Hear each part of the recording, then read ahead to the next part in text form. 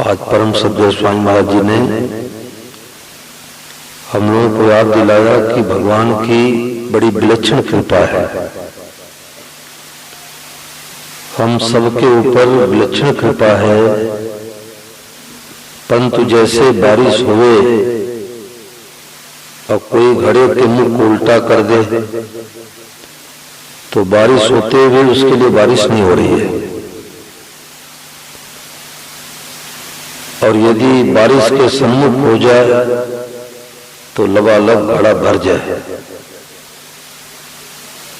ऐसे जीवनमुक्त महापुरुषों की वाणी सुनने को मिल रही है। ये कोई मामूली कृपा नहीं है। ऐसे जीवनमुक्त महापुरुषों के साहित्य पढ़ने को मिल रही है। ये भगवान की कोई विशेष कृपा है। स्वामी महाराज ने कहा कि एक समय ऐसा आएगा कि गीता प्रेस की पुस्तकें नहीं मिलेगी और गंगा जी लुप्त हो जाएगी। महापुरुष सब जानते हैं, अभी मिला हुआ है इसलिए उसका हम कदर नहीं करते। भगवान की कितनी बड़ी कृपा है। जैसे बच्चा माँ की कृपा को, माँ के दया को समझ नहीं सकता, ऐसे हम लोग भगवान की कृपा को समझ नहीं सकते, मान सकते हैं।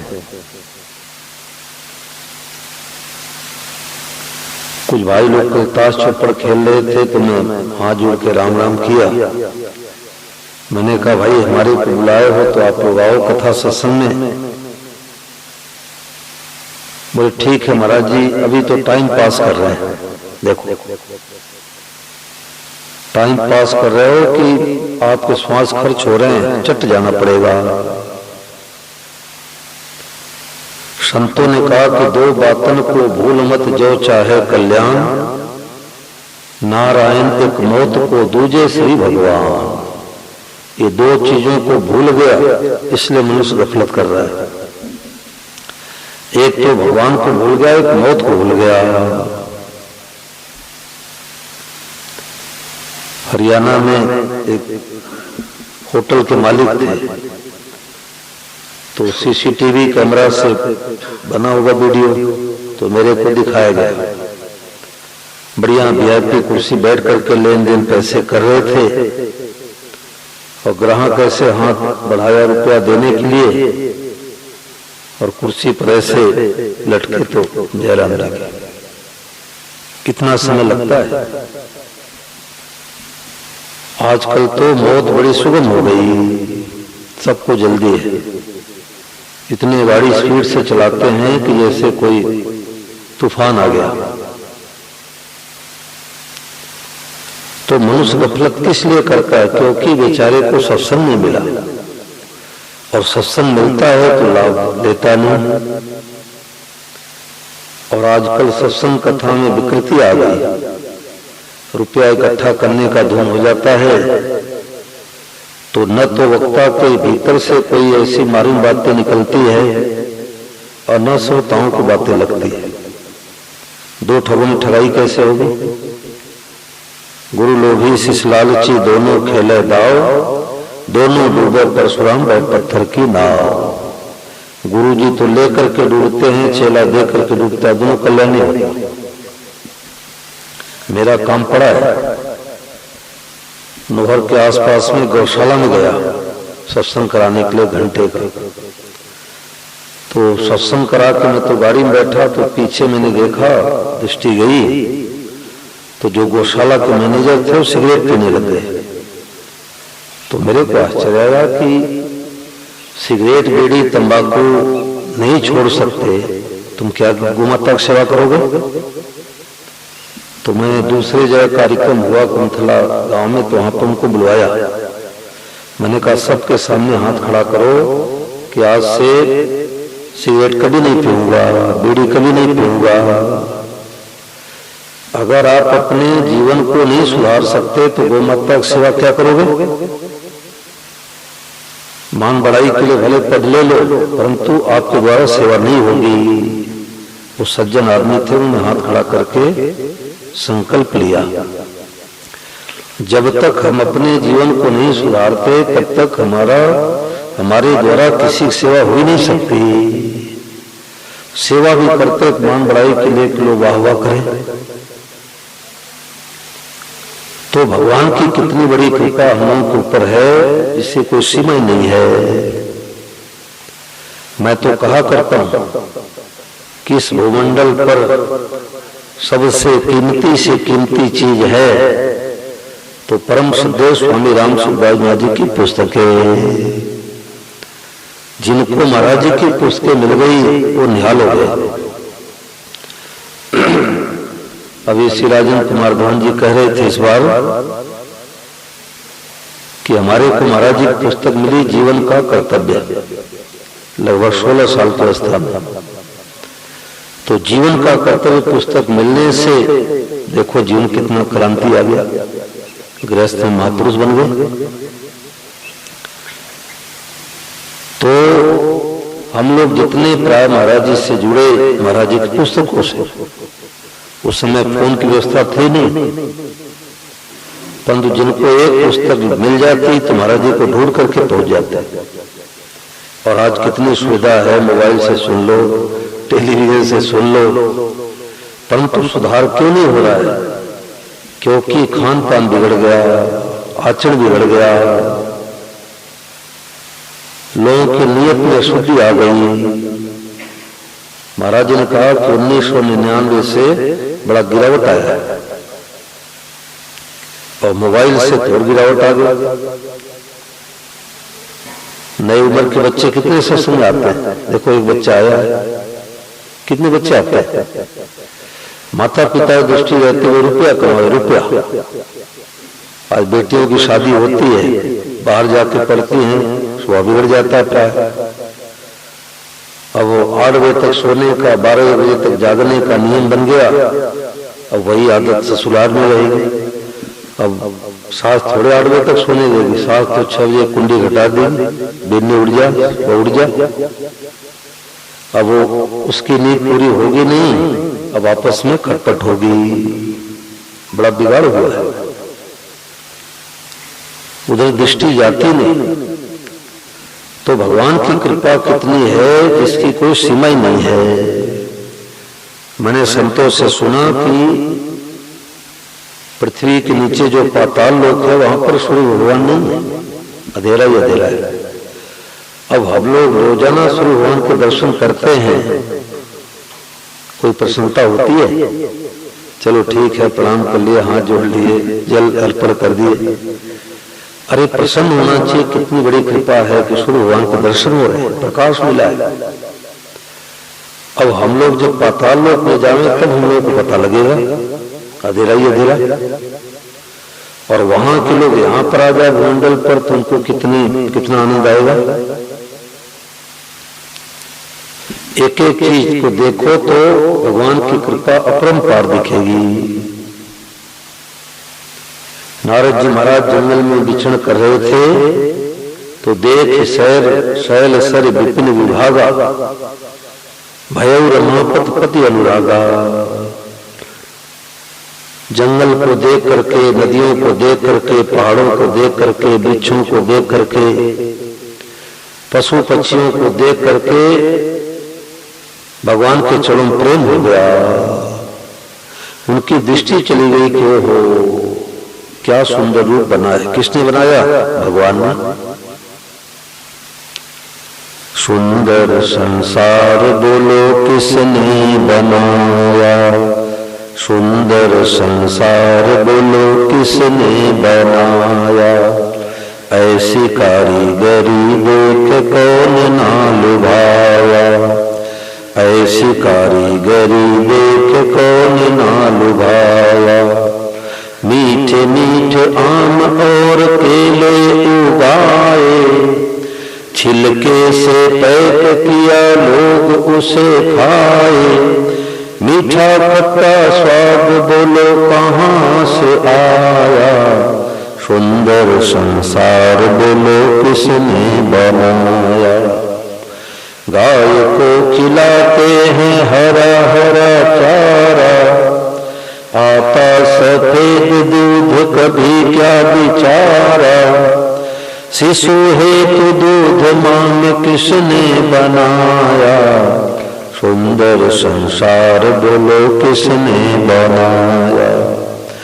घर में रंग रोशन किया रंग छूट जाए, मोर पंख ऐसा कभी चमक न जाए, चित्रकारी करने वाला नाम न छपाया, सुंदर संसार बोलो किसने बनाया।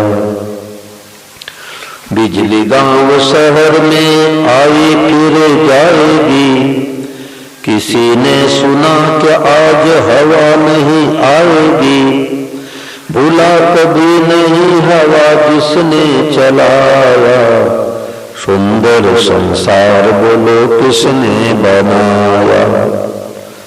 सोचा कभी कौन जो पचाता है भोजन, नाड़ियों में खून बहे आंखों में रोशन, कान से सुनाया दिल कौन भड़काया, सुंदर संसार बोलो किसने बनाया।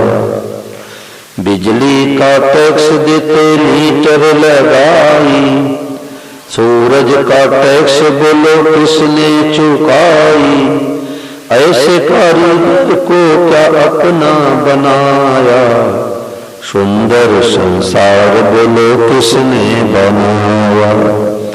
ऐसी कारीगरी देख कौन ना लुभाया, मनमोहक पुष्प सोचो किसने खिलाया, डाला सुगंध किसने कहाँ से है लाया, संबंध अभियान परिचय उसी से कराया, सुंदर संसार बोलो किसने बनाया।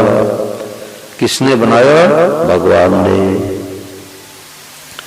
अब विचार करो कि माताएं बहनें हलवा खीर बनाती हैं, मिठाइयाँ बनाती हैं, अब कितनी वस्तुओं की जरूरत पड़ती है, परंतु भगवान ने पेड़ में हलवा लटका दिया। मीठे मीठे आम, मीठे मीठे केले, ये भगवान का क्या हलवा है। और पैकिंग किया हुआ, छिलका उतारो खा लो, ठंडा न गरम। स्वामी सवानंद जी महाराज बड़े अच्छे महापुरुष हुए, प्रज्ञा चक्षु सूरदासन। तो एक स्थान पर फल बेचने वाले उनको फल दिया खाने के लिए, तो केले खा रहे थे, उनके नेत्रों से झरझर झरझर आंसू गिर रहे थे। तो फल बेचने वाला डर गया कि लगता है कहीं बाबा जी पुलिस वालों से फंसा न दे, क्योंकि हमने सड़ा हुआ फल दे दिया और बाबा जी की आंखें है नहीं तो रो रहे हैं। तो उसने हाथ जोड़ के कहा कि महाराज जी क्षमा करना, मैंने भूल से आपको सड़ा हुआ फल दे दिया, तभी तो आप रो रहे हैं। तो स्वामी सवानंद महाराज तो महापुरुष ठहरे, उन्होंने कहा भैया इसलिए हमारे आंख से आंसू नहीं आ रहे हैं कि तुमने हमारे को सड़ा हुआ फल दे दिया, बल्कि मैं तो उस परमात्मा को धन्यवाद दे रहा हूं कि वाह भाई परमात्मा, तूने पेड़ में हलवा लटका दिया, बोलो तूने पेड़ में हलवा लटका दिया। अब विचार करो कि हम लोग गौ माता को तूड़ी घास गुड़ खली खिलाते हैं, जल पिलाते हैं, और बदले में क्या मिलता है? सफेद दूध। कोई बड़ा से बड़ा वैज्ञानिक हो और उससे कहा जाए कि एक थान में चन्नी में घास तूड़ी भूसा मिला लो, गुड़ खली मिला दो, पानी डाल के और सफेद दूध बना दो, बोले भाई कोई बना सकता है? बड़ा से बड़ा वैज्ञानिक नहीं बना सकता। तो दूध किसने भेजा? भगवान ने। हम लोगों के पैदा होने के पहले मां के छाती में दूध किसने भेजा? भगवान ने। अब शरीर को काटो तो खून ही खून निकलेगा, पर थोड़े से हिस्से में दूध किसने भेजा? भगवान ने। अब विचार करो कि होली, तीज, त्योहार, विवाह, शादी के अवसर पर घर में रंग रोशन करते हैं, पेंटर को बुला करके रंग रोशन करवाते हैं, लिखवाते हैं सुंदर वाक्य, परंतु 2 साल 5 साल बाद रंग हल्का पड़ जाता है। और विचार करो कि मोर का जो पंख है अब धूप में रहता है, सावन भादों में बारिश भीगता है, परंतु क्या सावन भादों में भीगने के कारण से रंग हल्का पड़ जाता है क्या? बोलो कौन पेंटर है? वो चित्रकारी वाला पेंटर कौन है? वो भगवान है। विचार करो तो देखो तो देखते रहे, भीगने पर भी रंग हल्का नहीं पड़ता। और वो पेंटर कहाँ मिलेगा? जयपुर मिलेगा कि जोधपुर मिलेगा? वो पेंटर भगवान है। यहाँ का पेंटर तो पेंटिंग करके अपना नाम कोने में लिख देता है, भगवान ने अपना नाम कोई नहीं दिया। भगवान का दिया हुआ अपना ही लगता है, भगवान का दिया हुआ धन है, भगवान का दिया हुआ मकान है, भगवान दिया हुआ बेटा बेटी है, परंतु संसार वाले तो देते छिपा करके और भगवान देते छिपा करके, ये अंतर है। भगवान का दिया हुआ अपना ही लगता है। अब विचार करो कि बिजली आती है, एकाएक चली जाती है, परंतु किसी ने सुना कि भाई आज 1 घंटे के लिए हवा नहीं रहेगी, और भगवान कह दें कि भाई गांव वाले ध्यान देना, आने वाले रविवार को 1 घंटे की हवा नहीं रहेगी। बोलो भाई मांगीलाल जी, कोई है व्यवस्था? वैज्ञानिक का युग आ गया, आदमी कहाँ कहाँ चाँद तरफ चला गया, कंप्यूटर मोबाइल का जमाना आ गया, जी जाओ 1 घंटे की बात है, 2 मिनट के लिए हवा की लाइन चली है, सब जयराम जी के हो जाएंगे। कौन ऐसा मालिक है, कौन ऐसा व्यवस्थापक है, कौन ऐसा नियंत्रण करता है? जिसका नाम भगवान है। उसको राम कहो, कृष्ण कहो, शिव कहो, गणेश कहो, दुर्गा कहो, निराकार कहो, साकार कहो, सब पर्यायवाची शब्द है। कोई एक मालिक है। अब विचार करो कि भोजन करते हैं हम लोग घर पर, आप भोजन कर रहे हैं, मित्र का फोन आ गया, आप क्या कर रहे हो? बोले मैं तो भोजन कर रहा हूं। तो भोजन आप कर रहे हो, उसको पचाता कौन है? आप तो 6 घंटे सो गए। वो मशीन किसने फिटिंग किया जिसमें नस नाड़ियों खून पहुंचाने का काम अलग, मल पहुंचाने का अलग, मूत्र पहुंचाने का काम अलग किसने किया? भगवान ने। अब विचार करो कि बिजली हम लोग जलाते हैं, महीने भर बाद आकर के बिजली वाला आदमी रीडिंग नोट कर लेता है, इतने यूनिट बिजली खर्च हुए, बिल का भुगतान करो। और सूर्य भगवान कहें कि लाओ भाई अड़कसर गांव वाले हमारा टैक्स दो, 50 साल तक हमारे प्रकाश में काम धंधा कर रहे हो, खेती बाड़ी कर रहे हो, हमारा टैक्स लाओ। बोलो भाई सूर्य भगवान का कोई टैक्स चुका सकता है? अब विचार करो कि सुंदर सुंदर पुष्प खिला हुआ होता है, डिजाइनदार, किसने बनाया? भगवान ने बनाया। और उसमें सुगंध किसने डाला? भगवान ने डाला। एक एक चीज को देखो तो देखते रह जाओ। अब विचार करो कि दूसरे तीसरे तल्ले पर हम लोग पानी ले जाते हैं तो पंप लगाना पड़ता है, मोटर लगाना पड़ता है, और जो सफेदा का पेड़ है जिसको यूकेलिप्टस बोलते हैं, सफेदा ही बोलते हैं, अब 100 फुट का पेड़ है, ऊपर की पत्तियां हरी हैं, वो पानी कौन पहुंचाएगा? भगवान ने। देखो तो देखते रह जाओ कि वाह प्रभु वाह, बड़ी कृपा आपकी। सूर्य भगवान को दर्शन करो तो प्रसन्न हो जाओ, वाह प्रभु आपकी बड़ी भारी कृपा है। ये सूर्य भगवान साक्षात ईश्वर है।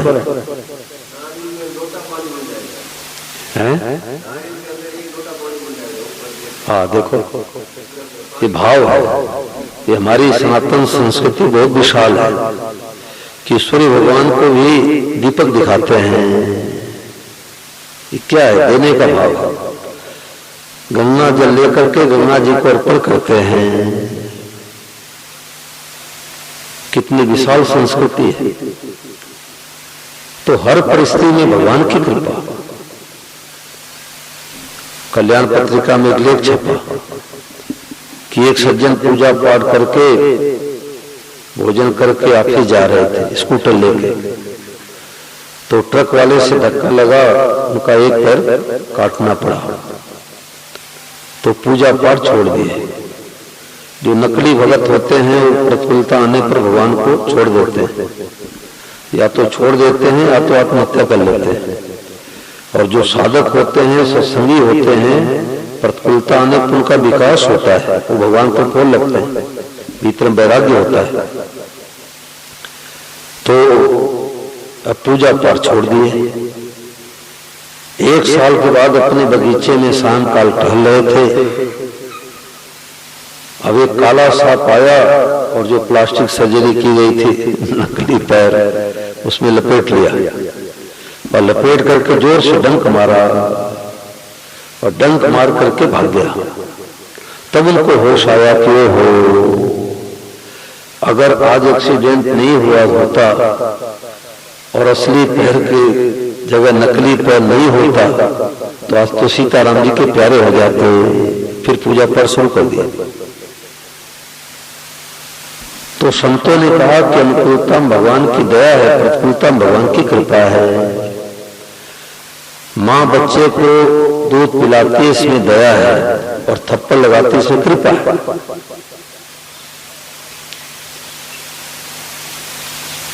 सुख के माथे सील पड़े जो राम हृदय से जाए, बलिहारी व दुख की जो पल पर राम लौटा। उस सुख के माथे सील पड़ जाए। स्वामी महाराज कहते ज्यादा धनी व्यक्ति सत्संग नहीं कर पाते, वो तो हेलो हेलो समय चला जाता है, रुपया में एक ही चिंतन में समय चला जाता है।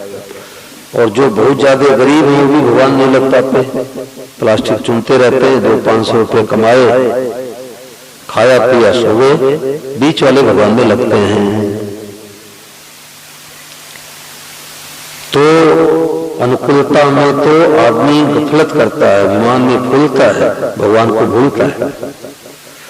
और जब जीवन में प्रतिकूलता आती है तो भगवान मीठे लगते हैं, भगवान प्यारे लगते हैं।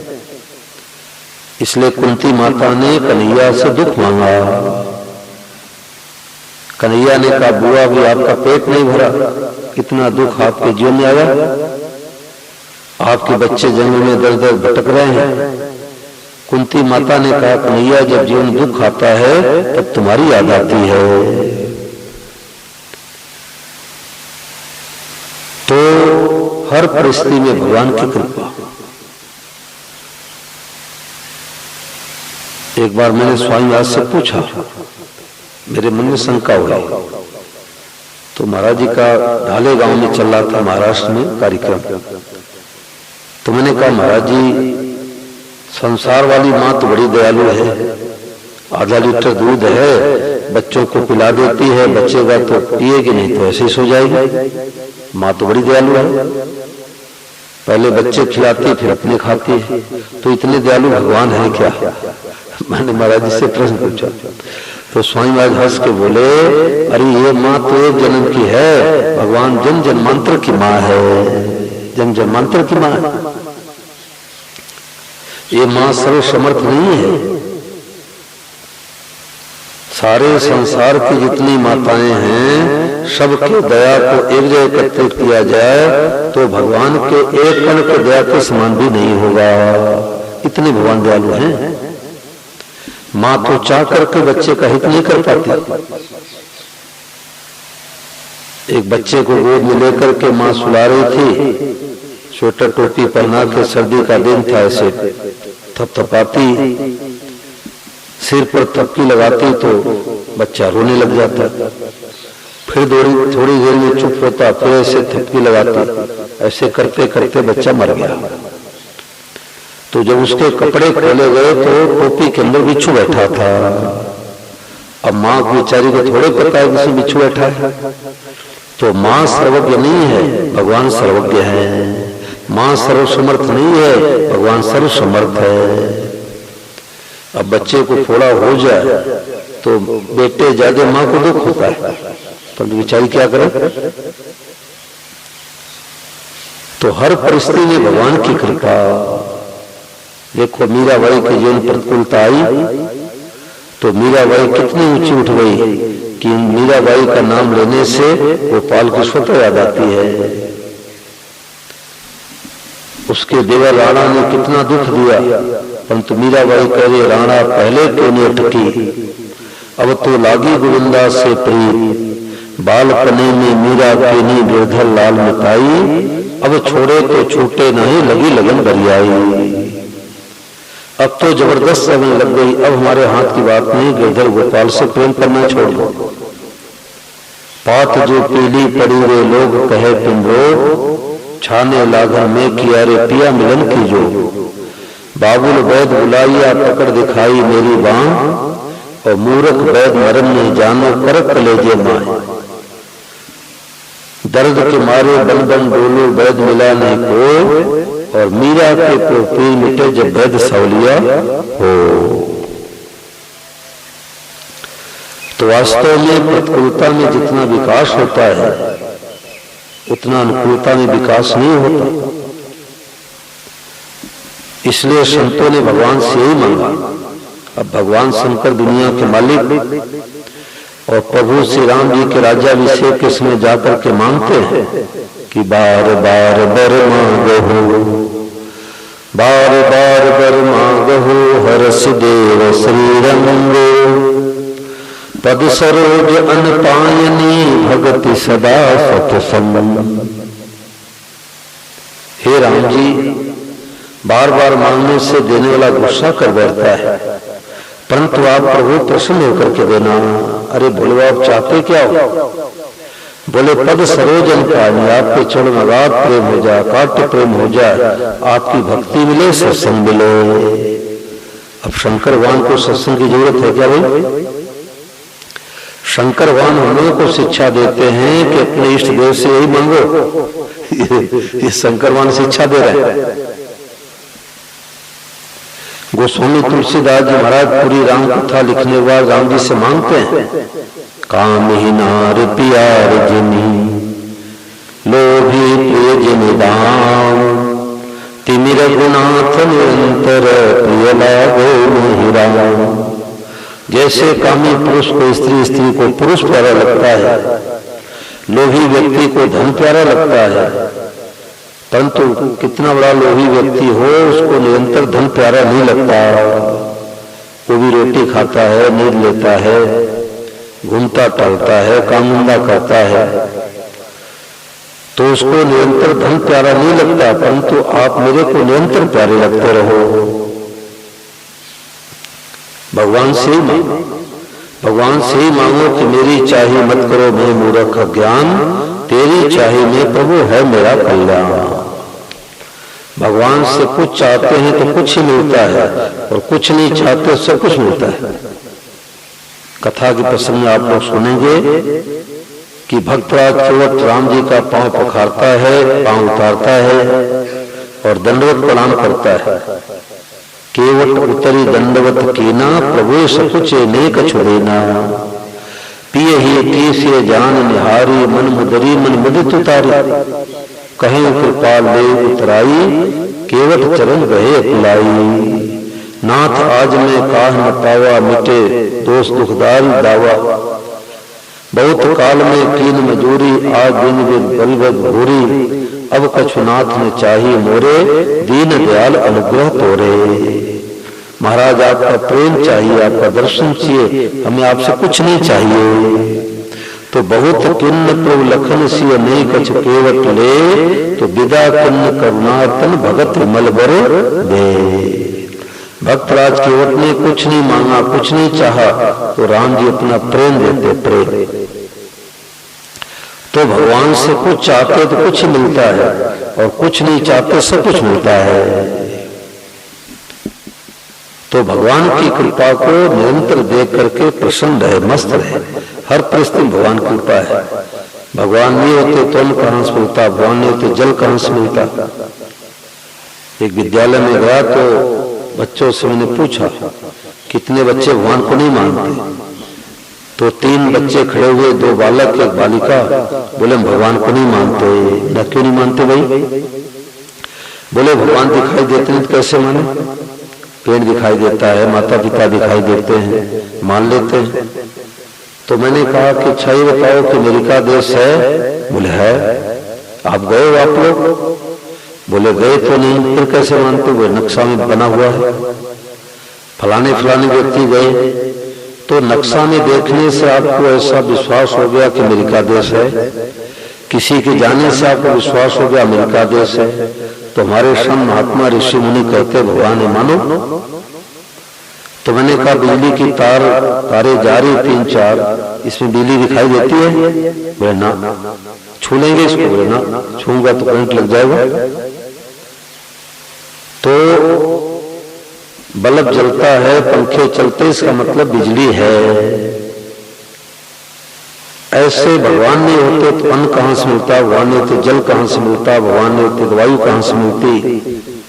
गेहूं चना का एक दाना भी नहीं बना सकते। और देखो कैसे भगवान कृपा, किसान तो एक बीज खेत में डालता है और अनेक बीज मिलते हैं, ये कोई भगवान कम कृपा है? परंतु तो दृष्टि नहीं जाती। हम सोचते हैं कि हम खेती करते हैं, हम परिश्रम करते हैं, हम करते हैं,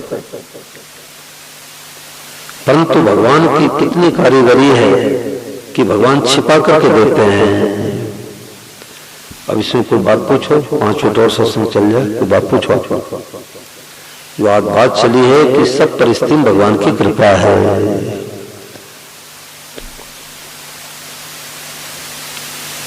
बताओ इसमें कोई बात पूछो, माताएं बहने भाई लोग।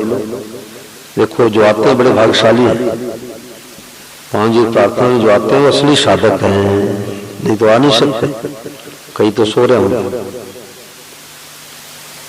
हर परिस्थिति में भगवान कृपा, कृपा नहीं होती तो स्वयं आज बातें सुनने को नहीं मिलती, सुनने को नहीं मिलती।